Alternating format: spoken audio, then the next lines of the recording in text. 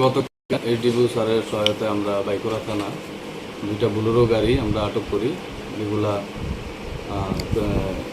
Cruelty two animal act ভায়োলেশনে আমরা দুইটা গাড়ি থেকে মোট 17টি গরু আমরা এবং গাড়িরও সিজ করি এবং এগুলো এখন তো এই ব্যাপারে একটা কেস রেজিস্টার হয় বাইকুড়া থানাতে 325 BNS এবং the cruelty two animal act সেকশনে এবং এমবি অ্যাক্টের 11 সেকশনে কেস রেজিস্টার হয়।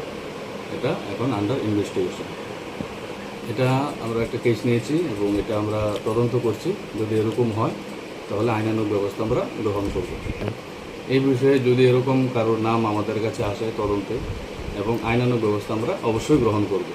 মালিক এখনও এস্টাবলিশ হয়নি, আমরা কোর্টে আজকে ফরওয়ার্ড করব সিজার লিস্ট, সেই অনুযায়ী কোর্ট মাননীয় আদালত যা আদেশ দিল সেটাই আমরা গ্রহণ করব।